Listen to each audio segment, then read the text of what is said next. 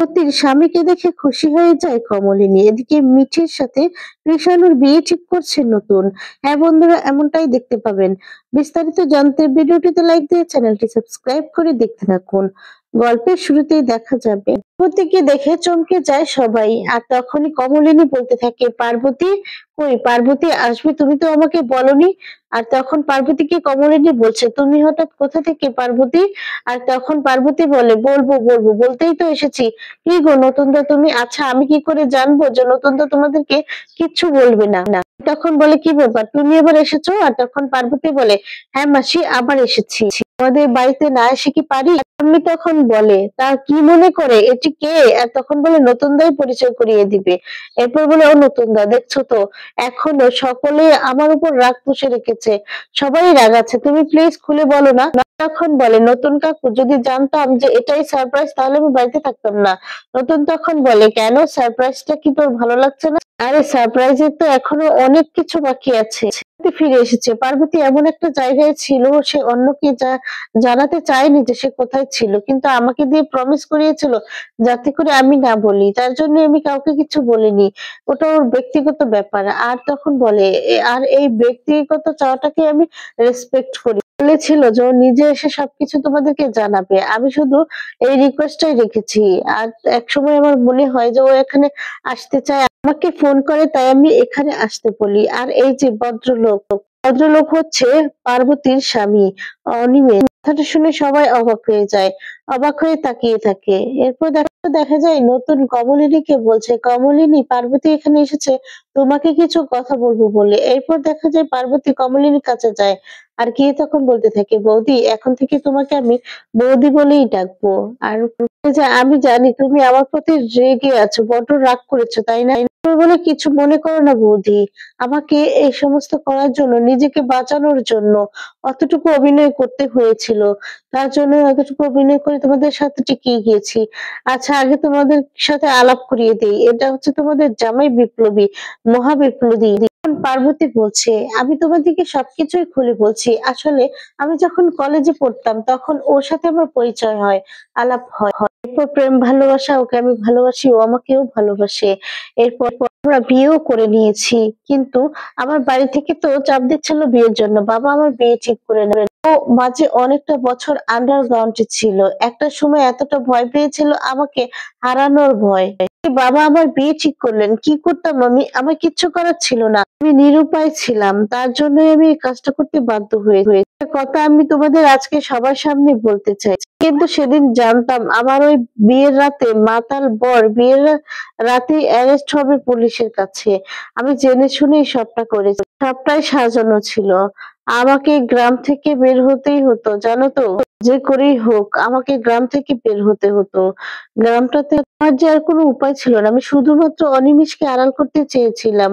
তারপর একদিন আমি নতুনদাকে সমস্ত কিছু খুলে বলি, আর সমস্ত কথা খুলে বলি। নতুনদাকে আমি বলেছিলাম কথা দিতে যে আমার জীবনে এত ঘটনা, এত কিছু যেন কাউকে কিছু কোনোদিনও না বলে। আর নতুনদার মতো মানুষ চেপে গিয়েছে, তাই তো কিছুই বলেনি। থ্যাংক ইউ নতুনদা, থ্যাংক ইউ, তুমি আমার কথা রেখেছো। দেখা যাবে পার্বতী নতুনকে বলছে, থ্যাংক ইউ নতুনদা, থ্যাংক ইউ, তুমি আমার কথা রেখেছো, কাউকে কিচ্ছু বলনি। আমার ভালোবাসা, আমার শ্রদ্ধা, আমার কৃতজ্ঞতা, থ্যাংক ইউ নতুনদা, থ্যাংক ইউ। একটা সময় পরে আমি নতুনদাকে সবকিছু খুলে বলি, সবকিছু অনিমেষের কথা জানাই। নতুনদা আমার হাতটা ধরে অনিমেষের কাছে আমাকে পৌঁছে দিয়েছিল, জন্য অনেক ঝুঁকিও নিয়েছিল, করবে নাই বা কেন? নতুনদার মতো মানুষই হয় না, নতুনদার মতো প্রেমিক মানুষ দুটো হয়? ভালোবাসার মর্যাদা কিভাবে দিতে হয় নতুনদা জানে, নতুনদার থেকে কেউ ভালো জানে না। নতুনদা বুঝতে পেরেছিল আমি অনিমেষকে কতটা ভালোবাসি, আর এই যে অনিমেষ এত কিছুর মাঝেও ও আমার ভালোবাসা থেকেই শক্তি পায়। এখন পর্যন্ত কিন্তু কেউ জানে না, এখন আমরা কোথায় যাব সেটাও আমরা জানি না। আর সেই কথাটাও তোমাদেরকে বলতে পারবো না, থাকতে তো পারবো না। আর আমরা অন্য কোথাও চলে যাব বৌদি, কোথায় যাব, কি করব, কোথায় থাকবো, কিন্তু কিচ্ছু তোমাদেরকে বলতে পারবো না, তোমাদের কাউকে কিছু বলতে পারবো না, কারণ বলা বারণ। তার আগে ভাবলাম আবার কমলিনী বৌদিকে একটা প্রণাম করে যাই, তার মতো তো মানুষই হয় না। আর তখন এই বলে কমলিনীকে প্রণাম করে নেয়। এরপর বলতে থাকে, আমি জীবনে জীবনে আমি তোমার মতো দুটো মানুষ দেখিনি। দেখিনি, কত ধৈর্যই না দেখিয়েছো তুমি, কত সহ্য করেছো বৌদি, অনেক কিছু সহ্য করেছো। এতটুকু বুঝতে পারি আমাদের নতুনদার জীবনে আদর্শ নারী হচ্ছে তুমি। তোমাকে আদর্শ নারী হিসেবে পেয়েছে। তখন নতুন খুশি হয়ে যায়।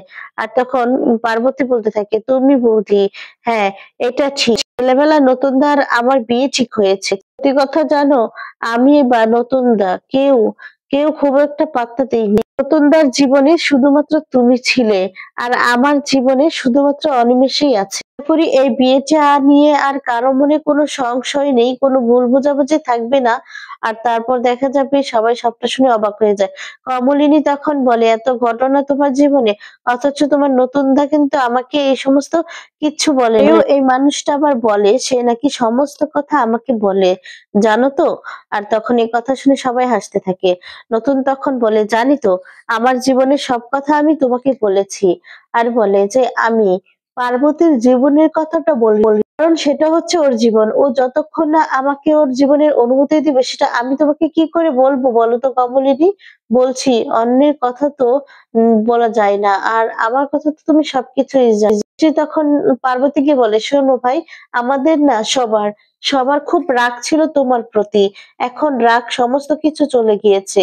এরপর বলে, সরি, খারাপ লাগছে, তোমার উপর আমরা রেগেছিলাম বলে সরি। আর তখনই দেখা যাবে আইনদীপ বলতে থাকে, দেখুন আমি তো একজন উকিল, এই জায়গাটা এই সমস্ত কিছু যদি একটা সঠিক জায়গাতে নিয়ে যাই তাহলে তো আমার জীবনটাই বদলে যাবে। বলে, আপনি তো জানতেন এখানে কারা কারা থাকবে, আপনি নিশ্চয়ই নতুনদাকে জিজ্ঞেস করেছিলেন, নতুনদাও নিশ্চয়ই আপনাকে বলেছিল, তাই না? আমি থাকবো জানার পরেও আপনি কি ভয় পাচ্ছেন না? নতুন তখন বলে, ভয়?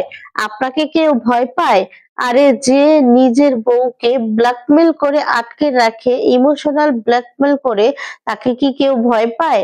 আর তখন বলে, আর নিজের বউকে ভয় দেখাচ্ছেন যে আপনার 1% হার্ট ঠিক আছে, আর বাকিটা ব্লক হয়ে গিয়েছে। আর সে যদি বাপের বাড়িতে যায় তাহলে বাকি 1% ও ব্লক হয়ে যাবে, হার্ট অ্যাটাক হয়ে যাবে। আর তখন বলতে থাকে, এই ভয় দেখিয়ে নিজের বউকে আটকে রাখেন, আপনার কি লজ্জা করে না? আপনি অন্তত দুর্বল একটা মানুষ, আপনাকে ভয় পাওয়া যায় না। যখন এই কথা শুনে অয়নদীপ অবাক হয়ে যায়।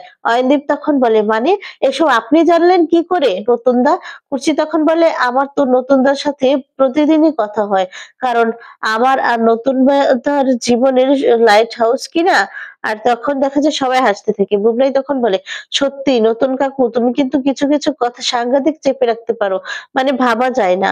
তখন নতুন এই কথা শুনে বলতে থাকে, হ্যাঁ পারি তো, তোরা জানিস না আমি কত কিছু লুকোতে পারি, কত কিছু চেপে রাখতে পারি। এই যে আমি তোদের মাকে ভালোবাসতাম, এতটা বছর ভালোবেসে গিয়েছিলি, তোদের বাবার আগে থেকেও চিনি, আর তোর বাবার আগে থেকেই ভালোবাসতাম। আর তখন বলে, কিন্তু ওটা কি তোরা জানতে পেরেছিলি? পাসনি তো, না তোর বাবা জানতে পেরেছিল, না তোর মা জানতে পেরেছিল, তোরও তো জানতি না, প্রয়োজন না হলে হয়তো বা বলতাম না। বলে, এবার তো বুঝতে পেরেছিস, দরকারে আমি অনেক কিছু চেপে রাখতে পারি। তখন দেখা যায় কমলিনীর কাছে পার্বতী যায়, গিয়ে তখন বলতে থাকে যে, আচ্ছা বৌদি, এবার আমার প্রতি তোমাদের কোনো রাগ নেই তো? সমস্ত রাগ চলে গিয়েছে তো? তখন কমলিনী বলে, তোমার উপর রাগ করব? আর বলে, এত কিছু শোনার পরও তোমার উপর রাগ করে থাকবে? না ভাই, একটুও না, তোমার প্রতি আমার এখন আর কোনো রাগ নেই। এরপর দেখা যায় কমলিনী বলতে থাকে, সুখে থেকো, ভালো থেকো। তখন দেখা যায় অনিমেষ বলতে থাকে, বিশ্বাস করুন, আপনারা যদি না থাকতেন তাহলে ওকে আমি কখনোই ফিরে পেতাম না।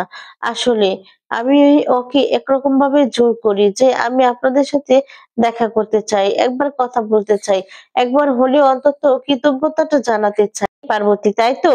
আর তখন বলতে থাকে, তার জন্যই আশা। নলিনী বলে, খুব ভালো করেছেন অনিমেষ বাবু, আমরাও খুব শান্তি পেলাম। এরপর দেখা যায় কুর্চি সহ সবাই হাসতে থাকে। ঠাম্মি তখন বলতে থাকে, বাবা, মেয়েরা কত সাহসী কাজ করে নেই গো দিদি। আর বলে, দেখো দেখো, এই মেয়েটা গ্রামে থেকে এত সাহস কোথা থেকে পেলো, আমি তো সেটাই ভাবছি। আর তখন দেখা যাবে কথা শুনে কমলিনী বলে, ভালোবাসলে মানুষ কোথা থেকে যে সাহস পায় সেটা কেউই বলতে পারে না, আর সেই জানে।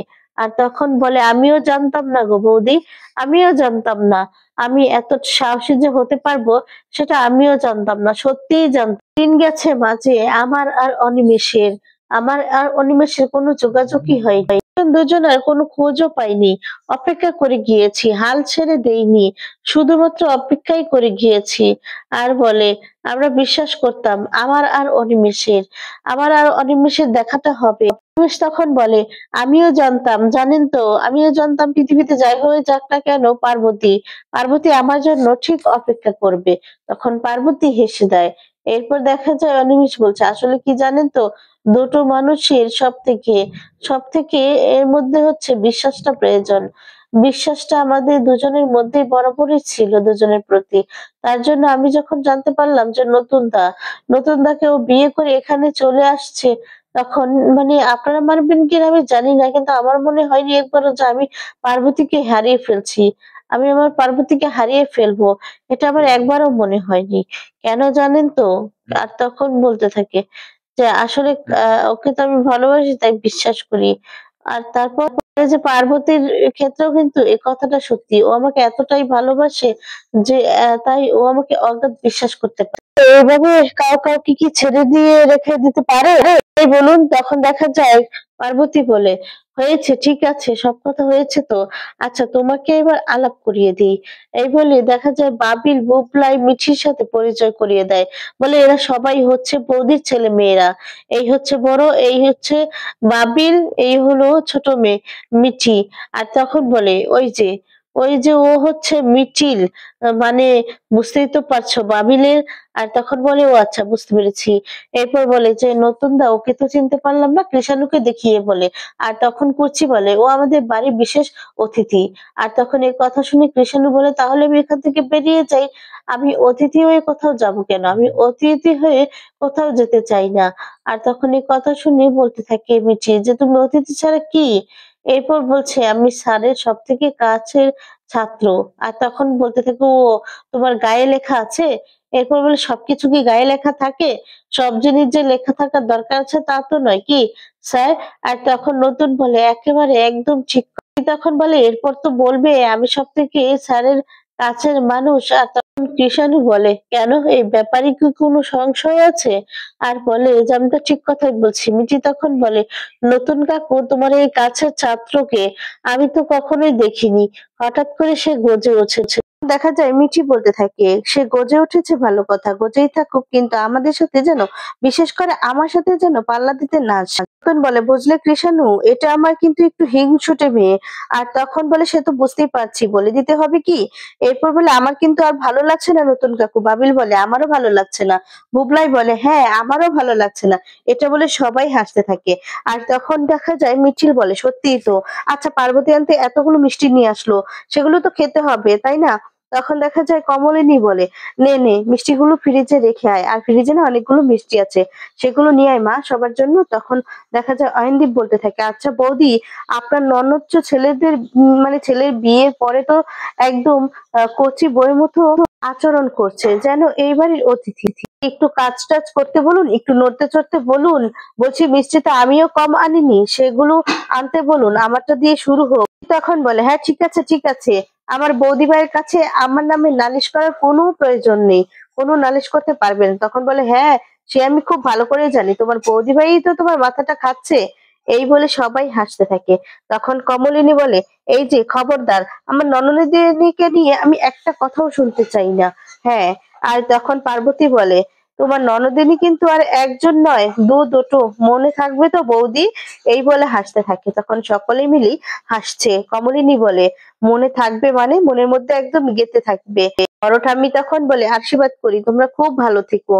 একেবারে একেবারে তুমি ভালো থাকো, খুব ভালো হোক তোমার। তখন দেখা যায় বড় ঠাম্মি ছোট ঠাম্মিকে প্রণাম করতে থাকে পার্বতী। আর তারপর দেখা যায় বলে, থাক থাক মা, প্রণাম করতে হবে না। আর তখন ছোট ঠাম্মিকেও প্রণাম করে। ছোট ঠাম্মি তখন বলে, এই যে, এভাবে থাকলে কিন্তু চলবে না। এরপর কিন্তু কি করে বিয়ে হয়েছে ঠিক আছে, কিন্তু তোমার ছেলে পেলে এগুলো যেন একদম সময় মতো হয়, হ্যাঁ? আর তখন পার্বতী বলে, মাসি, সবাই এখানে রয়েছে, চুপ করো, চুপ করো, এসব কথা বলতে হয় নাকি? তখন বলে, কেন চুপ করব? কি গতি, আমি ঠিক কথা বলেছি তো? তখন বলে, হ্যাঁ, একদম ঠিক কথা। এরপর বলে, আমাদের তো বয়স হয়েছে, তাই না? আমরা দেখবো তো এই নিয়ে সবাই হাসাহাসি শুরু করে দেয়, হাসতে থাকে, সবাই খুব বেশি খুশি হয়ে যায়। এরপর দেখা যায় সবাইকে মিষ্টি এনে দেয়, সবাই মিষ্টি খায়। আর তারপর দেখা যাবে সবাই চলে যায়। এরপর এদিকে দেখা যায় কমলিনী নতুন ঘরে চলে আসে।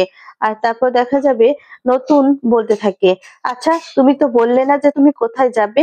এরপর কমলিনী বলে, আমি আর কি বলবো, তুমি বলো না কোথায় যাবে, তুমি যেখানে বলবে আমি সেখানেই যাব। নতুন বলে, তুমি কিন্তু ছবি তোলাটা ভুলে যাচ্ছ। এরপর বলে, হবে হবে। নতুন বলে, আমার না খুব খারাপ লাগছে। এরপর বলে, তুমি কিচ্ছু করছো না, শুধু সংসার নিয়েই পড়ে আছো। কমলিনী তখন বলে, কোনোদিন তো মনের মতো করে সংসারটা সাজাতে পারি, এখন নিজের মনের মতো করে সংসারটা মানে সংসারের ছবিটা আঁকতে বসেছি। এখন কি আমাকে স্পেয়ার করা যায় না? তখন দেখা যায় নতুন বলে, আমি এসব কথা বলছি না। এরপর বলে, আমি একটা তোমায় কথা বলি। এরপর বলে, হ্যাঁ বলো। আর তখন দেখা যাবে নতুন বলে, আমি না ভাবতেই পারছি না যে তুমি কিছু করবে না। এরপর নতুন কমলিনীর সাথে শাড়ি ধরে আর বাজ করতে থাকে। আর তারপর দেখা যাবে বলতে থাকে, তোমার মধ্যে অনেক কিছুই আছে, সেটাকে তো কাজে লাগাতে হবে কমলিনী। এরপর বলে, যে কোনো মানুষের মধ্যেই ট্যালেন্ট থাকে, আর সেই ট্যালেন্টসটা আমি। এরপর বলে, কথাটা তুমি শুনবে? এরপর বলে, হ্যাঁ বলছো, শুনছি তো, বলো না। আর তখন বলে, তোমার ট্যালেন্টটাকে কাজে লাগানোটা প্রয়োজন, বুঝতে পেরেছো? তা না হলে ভাবতে পারছি না যে তুমি কিছু না করে শুধু সংসারের জন্যই পড়ে আছো। এরপর বলে, এই সমস্ত কেন করছো? এরপর বলে, আচ্ছা ঠিক আছে বলছি তো, ঠিক আছে। তখন বলে যে, প্ল্যান করো, কোথা থেকে ঘুরে আসি ভাবা যাবে। আর তখনই দেখা যাবে নতুন কমলিনীকে গিয়ে জড়িয়ে ধরে। কমলিনী তখন বলে, আরে বাবা কি হচ্ছেটা কি? এরপর বলে, আমার বিবাহিত স্ত্রীকে আমি জড়িয়ে ধরছি, তার অধিকার কি আমার নেই? আর বলে, আমি কাজ করছি তো, ছাড়ো না। তখন বলে, কাজ করো না, কে আটকেছে? এরপর দেখা যায় নতুন আরো বলছে, আমি তো তোমার গার্জিয়ান, তাই না? তোমার গার্জিয়ানই তো আটকিয়েছে। এরপর কমলিনী হাসতে থাকে আর বলে, জানো তো, তখন আমাদের বিবাহিত জীবনের সময় ছিল, সেই বয়সে একটু দূরত্ব ছিল। এখন যখন সেই দূরত্বটা ঘুচিয়ে গেছে, সেই অপূর্ণ ইচ্ছেগুলোকে একটু কি পূরণ করতে পারি? কমলিনী বলে, এই যে আমি বাড়িটা গোছাই, সমস্ত কিছু গুছিয়ে রাখি, আর সবটাকে আমি নিজের মতো করে নিজেই সাজিয়ে নিচ্ছি, এগুলো কি তোমাকে ছুঁয়ে থাকা নয়? আর তখন বলে, আমি জীবনে যা যা করি সবটাই তো তোমাকে ছুঁয়ে, সংসারটা কি আমাদের দুজনের নয় বলো? এটা তো আমাদের দুজনের সংসার, সুখের সংসার, এটাই তো আমাদের স্বপ্ন পূরণ। এই বলে কমলিনীকে আবারও জড়িয়ে ধরে। দেখা যায় কমলিনী নতুনকে সরিয়ে দিয়ে বলে, ধুৎ সরো না, কাজ করতে হবে তো। তখন বলে, কাজ করো না। আর বলে, করো না। তখন বলে, হ্যাঁ শুনছি তো, তুমি বলো। জড়িয়ে ধরলে তো আর কান বন্ধ হয়ে যাচ্ছে। কমলিনী তখন বলে, বলছি আমি না এখন খুব ভালো আছি। তখন বলে, এটাই তো আমি চাই, যাতে করে তুমি ভালো থাকো, সেটাই তো আমি করতে চাই, সুখে থেকো। আর তখন এই বলে দুজনেই খুব খুশি থাকে। এরপর মিঠির কথাগুলো বলে, মিঠি আর কৃষাণু দুজনেই যেন ঝগড়া লেগেই থাকে, এই ঝগড়ার মধ্যে একটা মিষ্টি ভালোবাসা। আর বলে দুজনকে খুব মানাবে, দুজনের বিয়ে দিয়ে দেওয়া হয়। তো বন্ধুরা, এবার যদি এমনটাই হয় তাহলে তোমাদের কেমন লাগবে কমেন্টস করে জানিয়ে দাও। পরবর্তী আপডেট পেতে চ্যানেলটি সাবস্ক্রাইব করে দাও।